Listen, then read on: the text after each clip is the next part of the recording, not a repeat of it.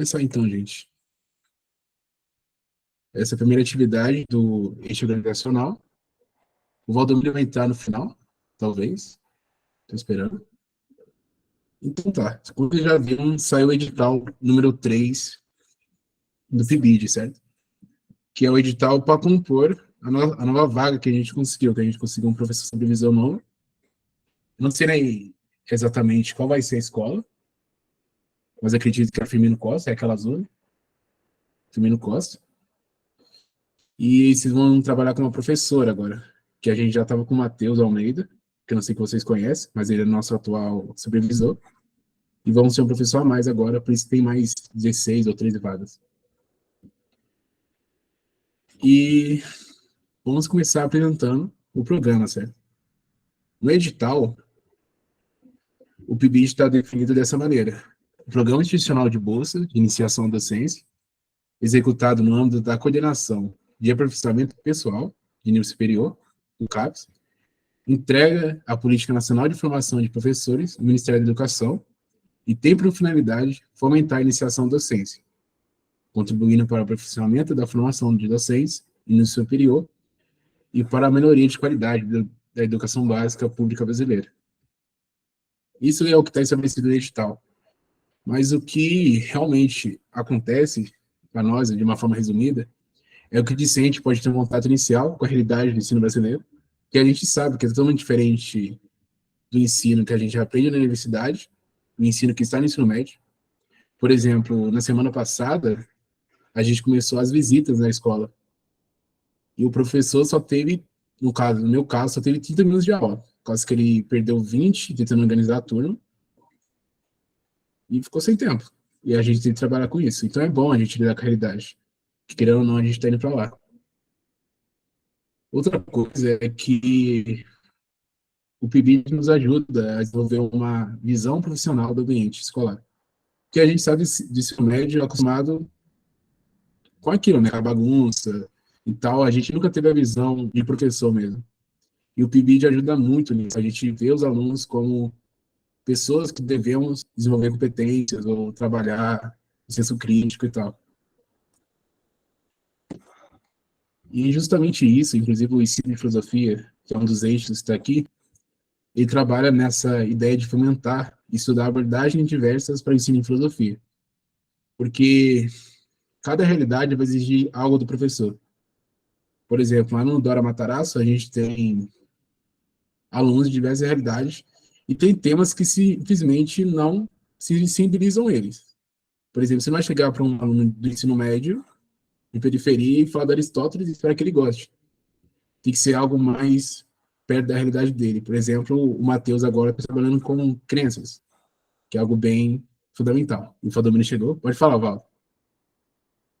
Opa, estão me escutando bem? Sim. Então, relativo ao ensino de filosofia, né, a seleção de textos que a gente faz voltado à realidade que a gente vê na escola são obras bem críticas que apresentam métodos igual o Gabriel falou, né? Não adianta a gente chegar na sala de aula e começar a falar de Aristóteles e esperar que o aluno entenda alguma coisa ou goste de fato disso aí, né? E os livros, eles trazem abordagens bem diferentes, inclusive o pessoal novo que acabar entrando no PIBID vai, felizmente, entrar em contato com um artigo que vai trazer uma síntese dessas obras que o eixo de ensino de filosofia estudou para compreender mais um ambiente escolar, um ensino voltado a uma escola de massas, né? Uma escola que a gente enxerga defasagens e precisa de um contato mais específico com o alunado, né? No mais, a gente busca trabalhar uma maneira acessível. E a forma que o Matheus, no Dora Matarazzo, acaba trabalhando é o ensino de filosofia como um estudo de conceitos, né? A gente não acaba entrando tanto na historiografia da filosofia, né? Estudando, por exemplo, os autores, né? Platão, Aristóteles e afins. Então a gente acaba mais abordando um problema. Por exemplo, agora temos estudado o conceito de crença e a gente está desenvolvendo o conceito de crença, e eu espero a gente poder fazer um link com algum autor após a gente introduzir o conceito de crença, né? Então a gente acaba tendo uma abordagem meio diferente, e condizente com a realidade dos alunos e da escola, né? E assim, gente, os textos que o Matheus, por exemplo, dá na aula, ele já meio que passa o texto com a ideia de que alguns alunos não vão ler. Então, na hora de preparar a aula, ele faz uma forma bem parecida com o que o Arthur faz, sabe? Ele tenta chamar a atenção do aluno através dos problemas, por isso que ele usa, inclusive, e através disso gera, peraí, alguém tentando entrar, e através disso tenta gerar o interesse do aluno sobre o tema. Isso é bem bacana e é bem legal comparar a realidade do ambiente escolar nesse nível mais básico e a realidade do ambiente escolar no nível universitário. Então é importante isso.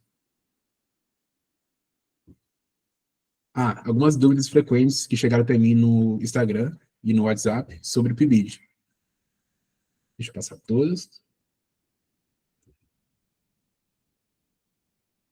Tá, a primeira pergunta de vocês é que se vocês poderiam dar aula, ou deveriam dar aula no PIBID. A resposta é não, porque é um programa de iniciação à docência. Vocês, no máximo, têm que se acostumar com o ambiente escolar. O que vamos trabalhar no PIBID? Basicamente, todas as questões que envolvem o ensino. Mas isso quer dizer que a gente só vai para a sala para ficar olhando? Às vezes. Mas, dependendo do supervisor, a gente pode ajudar em algumas coisas pontuais. Por exemplo, ajudar no dever, ou ajudar na organização de uma mesa, ou só vigiar os alunos também. Ajudar, por exemplo, eu estou trabalhando com a minha turma, peraí, Valdomiro, já te passo a fala. Eu estou trabalhando com a minha turma e eu estou usando um Sacrine para ajudar eles a estudar texto, porque eles não têm método de leitura ainda. Então, pega um texto de crença, passa alguns métodos para eles e vou explicando conforme eles precisam. Pode falar, Valdomiro. Pois é, a gente não dá aula, mas a gente faz um acompanhamento integral com os alunos, né? Vai variar de turma para turma, de professor para professor, com certeza, mas o Matheus costuma separar, por exemplo, as salas em grupos, né? E cada grupo fica com um discente, um bolsista do PIBID, para acompanhar. Então a gente acaba ali sanando dúvidas, acompanhando a leitura do texto, auxiliando na leitura do texto, e tentar ensinar a acompanhar o texto de uma forma mais crítica, né? Então, algumas questões são propostas, né? E, bom, no meu caso, antes da leitura do texto em conjunto, eu esclareci as questões, né? Eu coloquei em pauta as questões, para aí sim a gente ler o texto e acabar trabalhando o texto de maneira mais direcionada, eu diria, né? Então, o acompanhamento acaba sendo quase como uma aula, mas a gente não ensina de fato, a gente só acompanha. Exatamente. E outra dúvida que surgiu é que as aulas que acompanhamos são todos os dias. E não, gente, a gente agora, quando está sendo organizado, nossos grupos vão na escola pelo menos uma vez por semana. E assim, não é algo fixo, rígido. Tem gente que falta por algum motivo familiar, o que é motivo aparente, e só tem que justificar. Então não é tão exigente assim. As reuniões são da mesma forma. Acontece uma vez na semana, mas depende também da demanda do grupo. Por exemplo, na semana passada não tivemos reunião, porque a gente está visitando as escolas, não tem nada para ser dito ainda, mas provavelmente na próxima teremos. Então é algo bem básico, assim. Outra questão são as pessoas que acham que não servem para dar aula e acabam perguntando para mim se devem se inscrever mesmo assim. E olha, o PIBID trabalha várias competências. Eu, por exemplo, não tenho muita vontade ainda de ir para a sala de aula, mas eu trabalho com competência aqui no PIBID de redes sociais, edição, essas coisas que acaba precisando. Então, se você é criativo, se você tem boas ideias, venha para o PIBID, que a gente vai arrumar alguma forma de você ser útil no grupo. também é bem simples, gente. E é um dinheiro bacana. E outra pergunta que surgiu, fala aí, Val. Então, sobre esse achar que não leva jeito para a sala de aula, a maioria das pessoas que perguntam isso não tiveram contato de fato com a sala de aula, né? E o PIBID acaba sendo também uma oportunidade para você ter esse contato e você aprender, né? Ali observando as aulas, acompanhando os alunos e acompanhando também o trabalho dos outros colegas do PIBID a tentar despertar uma possível vocação de ser professor mesmo, né? Então, o PIBID, além de ter o valor da bolsa, ele é muito importante justamente para tentar despertar esse lado professor que todo mundo, eu acho que tem, né? E sim. E talvez a pessoa só não goste de dar aula, ou pensa que não gosta, porque teve um professor ruim. Aí você pega um professor bom no ensino médio, agora para ser supervisor, você adora. Por exemplo, o Matheus é um ótimo professor. Definitivamente, também concordo. E a última pergunta que surgiu é que para fazer o PIBID precisa de avaliação socioeconômica. A resposta é não, gente. Pode fazer sem medo. Inclusive, eu acho que é o método mais rápido para você conseguir dinheiro dentro da faculdade é fazer o PIBID agora, que até abriu para os calouros. Então, vai nessa, gente. E aí, essas são as dúvidas. Inclusive, quero parar aqui e perguntar se vocês têm alguma, que essas são as que chegaram até mim no WhatsApp e no Instagram. Então, se alguém quiser falar, fique à vontade.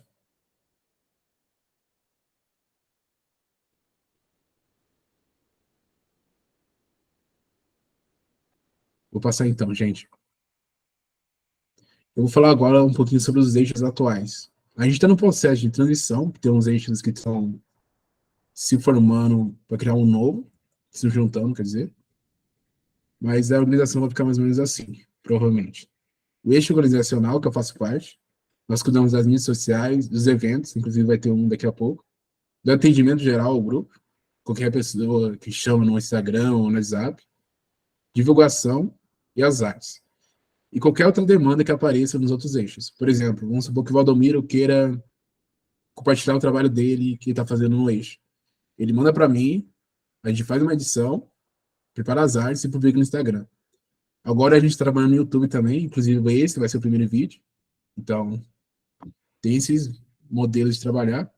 E a gente tem um site também que está meio parado, porque ele é meio chato de se mexer. Mas até a próxima organização já voltou. Tem um eixo de ensino de filosofia, que não sei se o Valdomiro quer falar. Mas Então, basicamente é isso. Pode falar, Val. o eixo de filosofia, a gente, além de selecionar e organizar bibliografias voltadas ao ensino de filosofia, como já diz o tópico também, a gente lê e produz acerca desses textos, né? No momento, o grupo está mais no momento de apenas selecionar os textos e montar o artigo, como eu falei, quem for entrar no PIBID vai entrar em contato com esse artigo, né?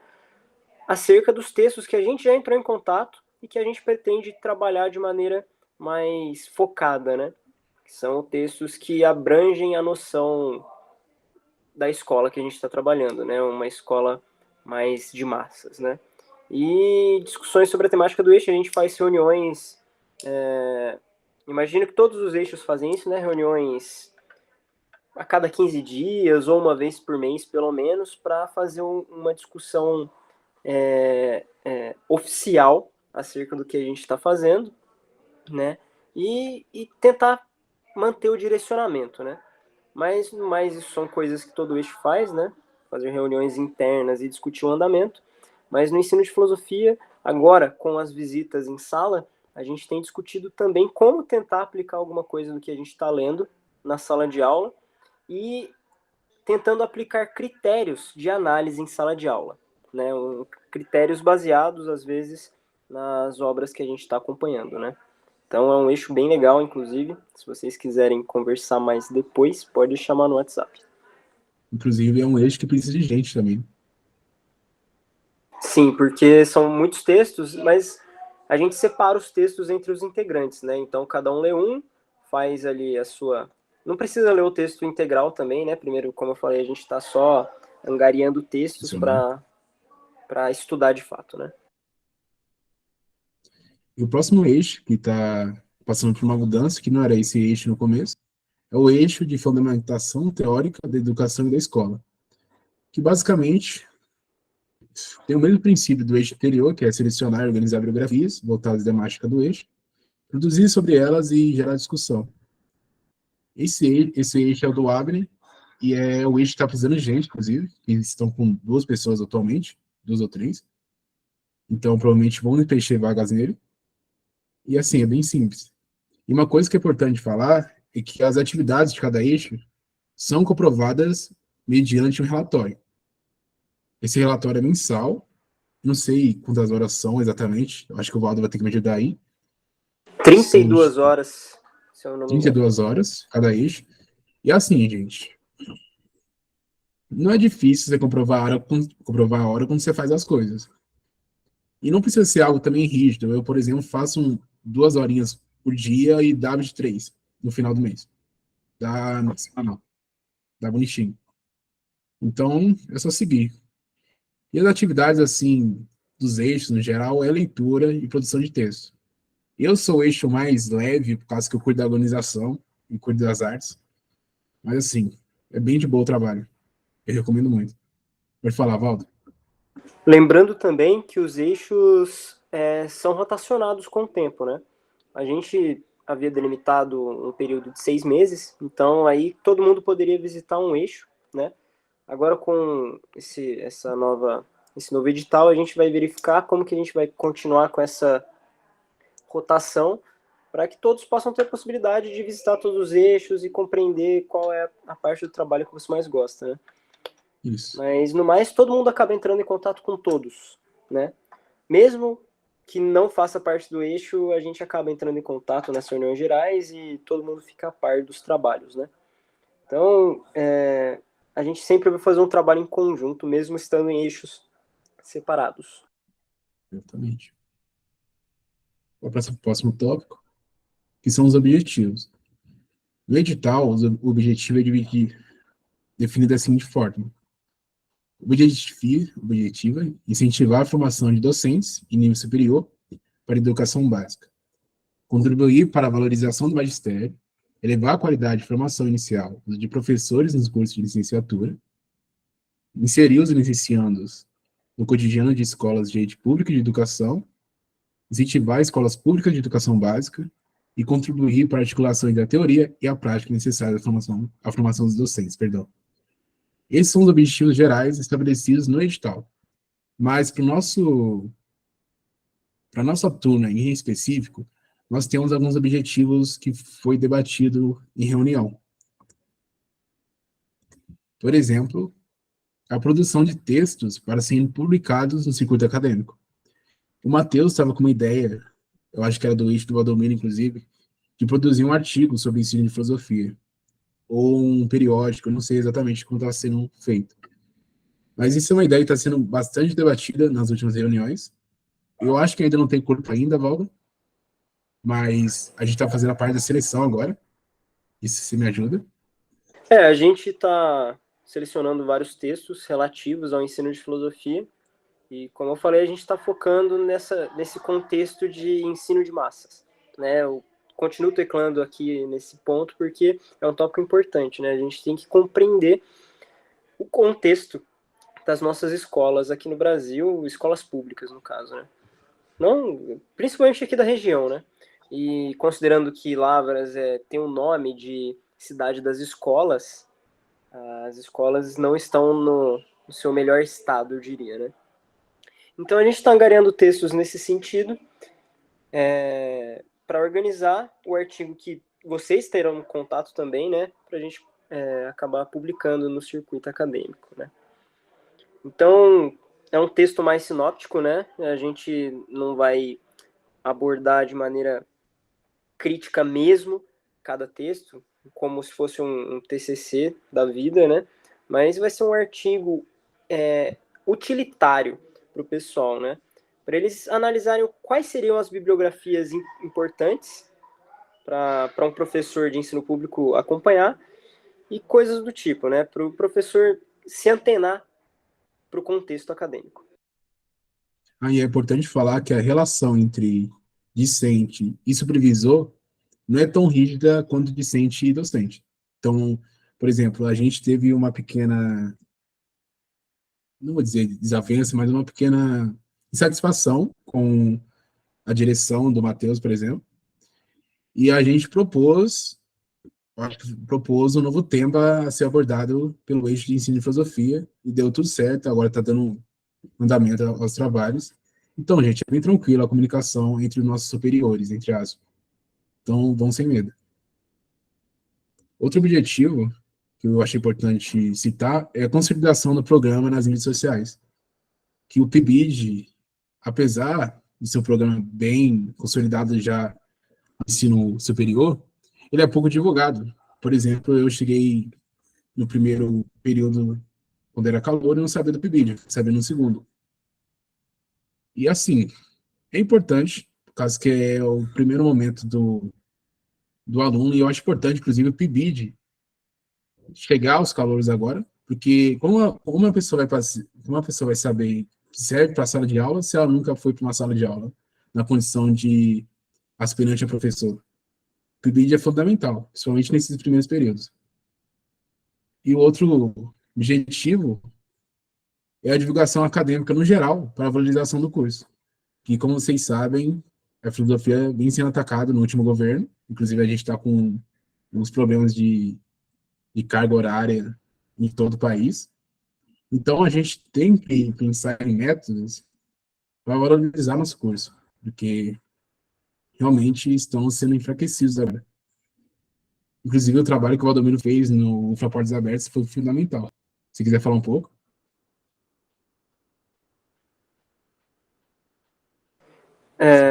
Qual exatamente? A divulgação que você fez, você chamou as pessoas do ensino Ah, médio, sim. né, ver o curso. Como foi lá? O pessoal acabava ficando receoso de, né, com tantos cursos aí na UFLA, por que eu vou logo no de filosofia, né? Então, toda vez que o pessoal vinha perguntar, né, previamente à apresentação geral que estava tendo lá na sala 44, né, eu explicava de maneira sinóptica também, né, o que é a filosofia, como que é o curso de filosofia, quais os objetivos, né, e qual a utilidade da filosofia, né. E, inclusive, conversando com outros professores de filosofia lá também, eles denotaram a importância desse papo prévio com os alunos. E, felizmente, não sei se eu consegui cooperar com isso também, né? Se foi alguma coisa também da minha parte, mas a gente conseguiu alcançar um marco acima de 700 pessoas visitando o stand de filosofia da apresentação do curso no Flow de Portas Abertas, né? Então, bom, para a magnitude do evento, a gente consegue reconhecer que são poucas pessoas, mas para o curso de filosofia, eu diria que foram muitas pessoas, né? E eu tenho certeza que muitas pessoas que foram visitar se interessaram pelo curso de filosofia, né? Então, esse trabalho foi bem importante, não só de minha parte, mas de todos que apresentaram no Flow de Portas Abertas, né? Inclusive, gente, isso é uma das atividades do PIBID, porque a gente não fica só na sala de aula, a gente também divulga em qualquer evento possível. Por exemplo, na semana de pesquisa agora, essa mesa de educação foi um mérito do PIBID, inclusive, que a gente teclou muito nesse tema. A gente precisa de uma mesa de educação em um curso de licenciatura, não faz sentido não ter. E conseguimos aí um painel profissional agora. E está sendo discutido também uma semana de educação, que também foi uma ideia do PIBID. Então, bem legal. Agora vamos para o que interessa, né? Que é a carta e a entrevista, que são processos que as pessoas costumam ter medo. Primeiro eu vou ler um anexo para vocês, que já está no edital, mas é bom frisar isso. São os 4 temas, né? Primeiro é demonstrar conhecimento sobre o programa do PIBID, evidenciando as contribuições para a formação docente. Justificar a intenção e interesse de atuar futuramente como professor em educação básica. Argumentar, esse tema é muito importante, que é o ponto que as pessoas costumam derrapar. Argumentar sobre a motivação para participar das atividades do PIBID na área apleitada, de forma analítica, crítica e reflexiva. Esses 3 pontos são importantes. e destacar as contribuições que espera trazer para o grupo de trabalho. Aqui vem aqui as coisinhas, a orientação. Inclusive, quem precisar de ajuda para formatar o texto, é só me mandar por e-mail, né? Por e-mail não, por WhatsApp. Por e-mail também. Eu peguei 2 modelos de carta. Uma da Alana, que foi a primeira classificada. Inclusive, eu queria agradecer a ela. E outra é a minha. Aqui o primeiro ponto, que é demonstrar os conhecimentos sobre o programa do PIBID. Aqui eu peguei um trecho da carta da Alana. Vocês podem ver que ela foi bem sintética, mas ela basicamente disse tudo. Vou ler para vocês, tá? Sabe-se que o programa PIBID é voltado para os graduandos de nível superior e executado pela Coordenação de Aperfeiçoamento de Pessoal de Nível Superior, a CAPES, tendo como intuito a iniciação docente na educação básica de ensino, supervisionado por professores de educação básica, chamados professores supervisores.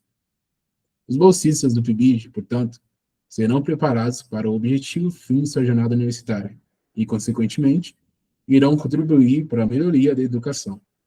Com isso, conquistar uma vaga no PIBID, seja voluntariamente ou com bolsa mensal, é importante para se obter um amadurecimento profissional, tão necessário na conjuntura da educação no Brasil. Notem que ela falou sobre o programa, nessa primeira linha, que é a parte que foi exigida, e destacou as contribuições que o docente terá ao realizar o programa, que é esse amadurecimento profissional. E depois eu vou disponibilizar as 2 cartas, tá? Aqui embaixo. Faz isso para mim, aliás. O segundo ponto é justificar a intenção e o interesse de atuar futuramente como professor em educação básica. Aqui eu separei em uma página da minha carta, para vocês terem como referência. Nesse sentido, qualquer discente que queira atuar com qualidade na educação básica, futuramente reconhece o PIBID como um meio possível para alcançar esse objetivo. Eu, como um desses discentes, vejo no programa uma possibilidade de garantir um melhor preparo para os desafios inerentes à rotina acadêmica, de nível básico. O contato com os alunos, e por extensão, toda a prática de ensino destinada a eles, servirá como uma base realista para minha futura atuação como professor. Aqui eu justifiquei a intenção de atuar no programa, o interesse de ser professor no futuro, porque o PIBID nos dá uma base realista, não tem como questionar isso. Então, se você quer ser professor, o PIBID realmente vai te dar uma base muito forte. Pode falar, Valdo? Como diz no edital, né, o PIBID visa, para além da parte teórica, a parte prática do ensino. Às vezes, às vezes não, sempre no curso de filosofia, a gente acaba entrando em contato com a sala de aula a partir do quinto, sexto semestre, depois de a gente angariar um monte de conteúdo teórico e chega no estágio não sabe nem como aplicar todo esse conhecimento teórico, né? Então a gente acaba no PIBID juntando a teórica com a prática ao mesmo tempo, o que eu vejo como muito importante, né? Porque a gente acaba ficando meio iludido dentro do curso, achando que a sala de aula vai ser algo perfeito, incrível, né? Principalmente com professores docentes que muitas vezes não entraram em contato com o ensino público no seu desenvolvimento, né? Então, o PIBID realmente é uma bagagem realista acerca do ensino do Brasil. E o próximo tópico é argumentar sobre a motivação para participar das atividades do PIBID na área aplicada, de uma forma analítica, crítica e reflexiva. Essa é a parte que a maioria costuma derrapar, porque não é só você ler alguns textos na Wikipedia, ou ler alguns artigos na internet, para escrever algo crítico e analítico. Aqui eu peguei outro trecho da minha carta, que eu acho que vou ter que puxar um pouquinho aqui para ler. Eu vou destacar só as partes importantes, porque é muito texto, mas eu vou deixar o slide disponível para você depois.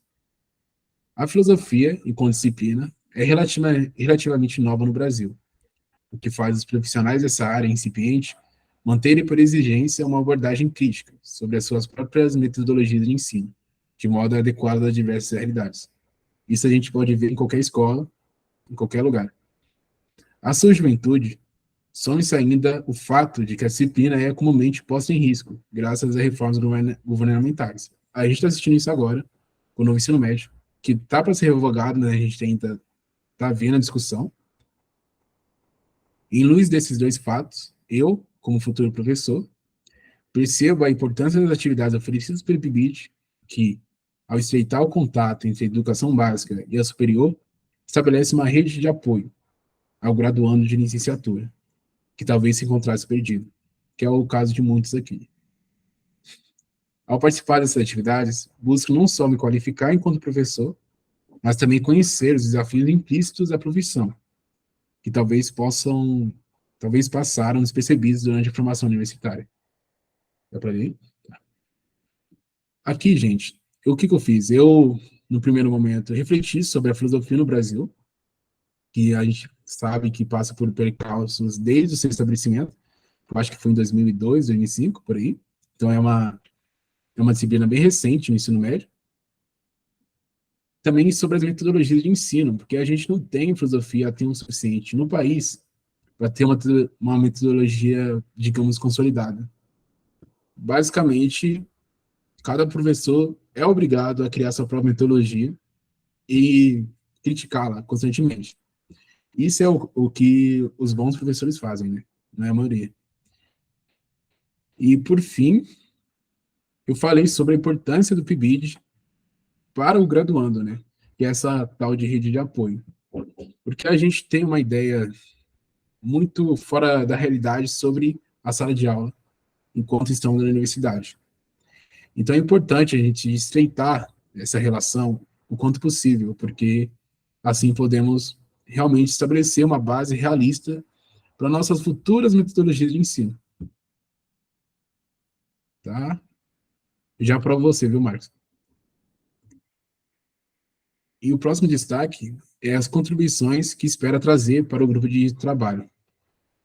Ao participar dessas atividades, busco não só me qualificar enquanto professor, mas também conhecer os desafios implícitos da profissão, que talvez passaram despercebidos durante a formação universitária.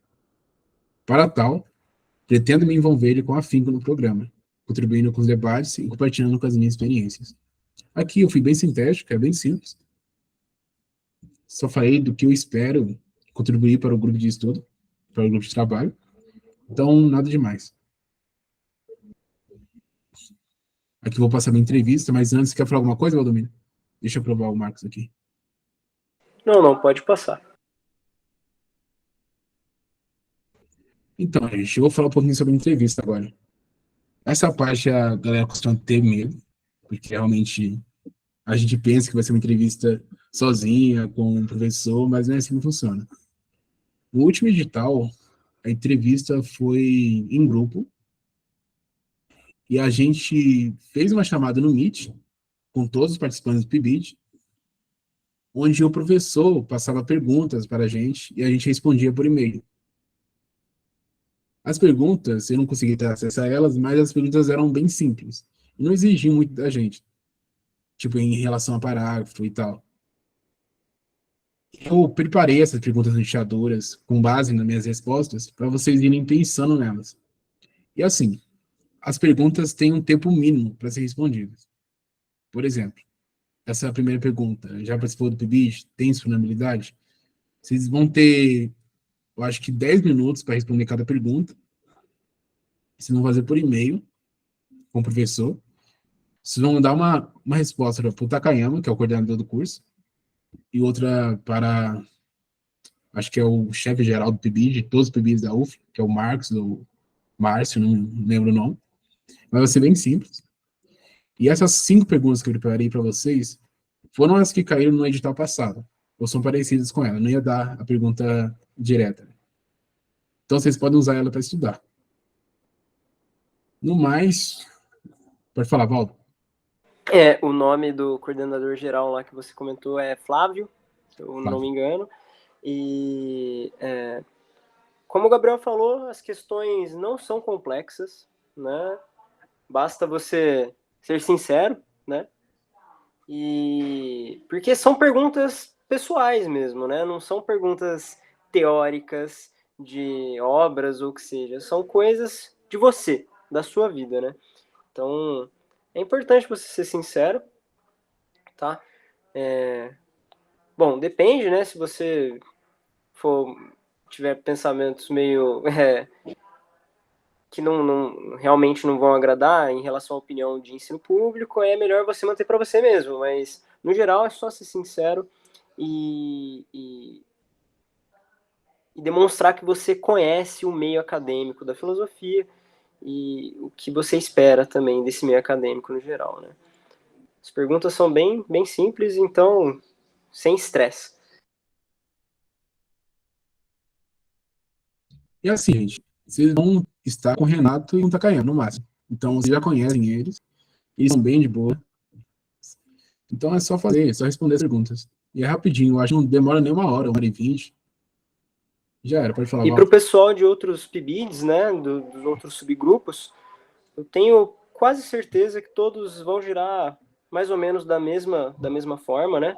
Todos com questões parecidas, com a carta bem semelhante também. Claro que no contexto de cada curso, mas todos girarão em torno desse mesmo contexto geral, né? Então, se vocês conhecerem pessoas de outros cursos para além do da filosofia que estão interessados no PIBID, pode mandar esse vídeo aqui que eu tenho certeza que vai ser de grande ajuda, mesmo não sendo da área da filosofia. Outra coisa que serve para o PIB de geral é que está tendo gente que está tendo dificuldade em fazer a inscrição, que está tentando fazer pelo celular, gente. Pelo celular não dá certo, que tem algumas áreas do computador que buga no celular. Então, tenta fazer pelo computador sempre. Ou se for fazer pelo celular, tenta fazer pelo celular, mas no modo computador, que é o desktop. Senão não vai dar certo. Deixa eu ver se tem mais alguma coisa. Ah, e tinha gente também colocando o endereço da UFLA no currículo CAPES. O endereço que é para colocar no CAPES é o endereço da sua casa, onde você morava, no caso, se você passou a morar aqui. E é só isso. Não coloca o endereço da UFLA, porque cai como um endereço comercial. Não tenta. E eu acho que é isso, no mais. Alguma pergunta? Alguém está tendo dificuldade?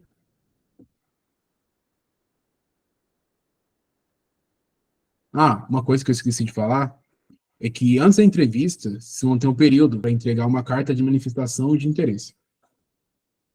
Não é uma carta, é um e-mail, gente. Vocês vão só manifestar que vocês estão interessados pela vaga.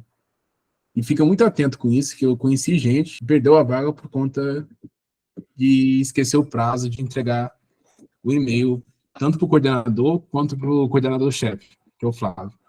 Então fique bem atento.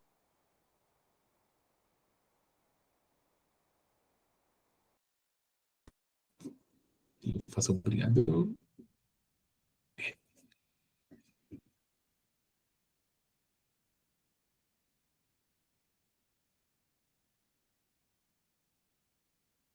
Nenhuma?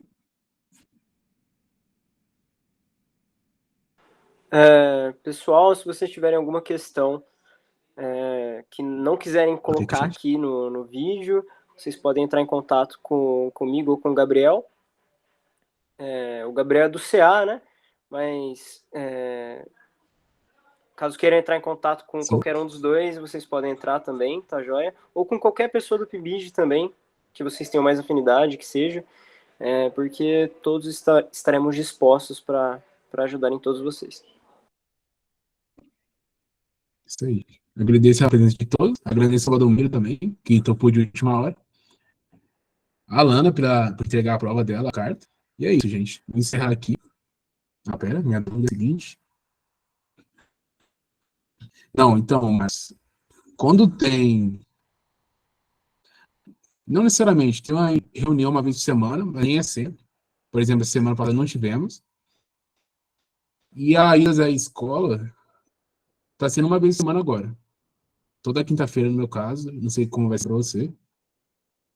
Mas a reunião não costuma ter direto, não. É uma por mês. Ou quando precisa muito, é 2 por mês. Mas assim, como vocês estão começando, eu acredito que o Takayama vai puxar um pouquinho para a presença. Pode falar, Valdo. Então, Marcos, sobre as reuniões dos eixos, né? Aí fica a critério de cada eixo, né? A gente não tem um padrão, a gente sempre arma uma reunião de eixo quando a gente vê uma necessidade real, né? Mas, de maneira geral, quase não rola. E para a galera que trabalha, tipo, você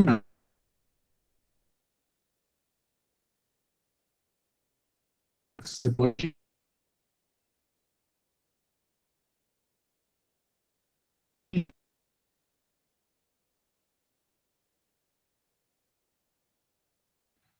justificar, tipo, não vou poder ir. Então é bem tranquilo. Reunião inicial é bem difícil. Depois,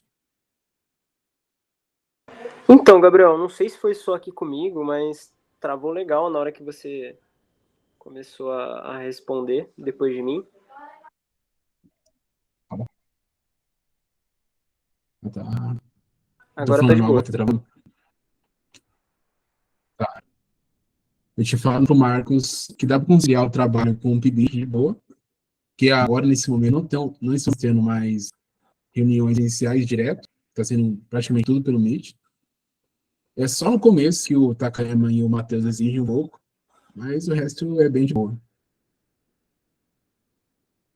Certo? Mais alguma pergunta, gente?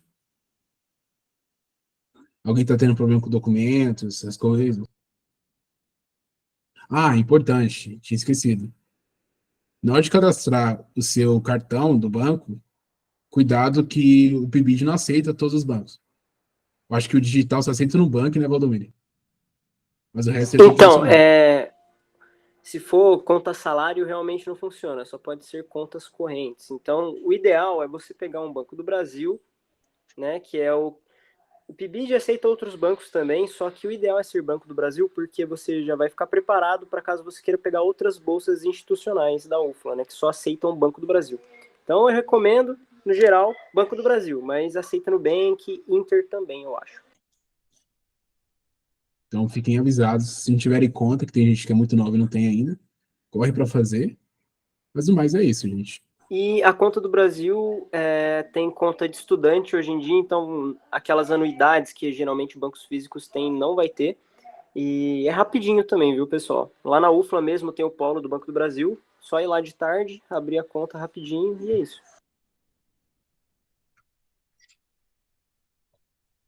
Sem mais dúvidas, vamos encerrar então, gente. Obrigado pela presença. E é isso. Tchau, tchau. Tchau, tchau, boa tarde.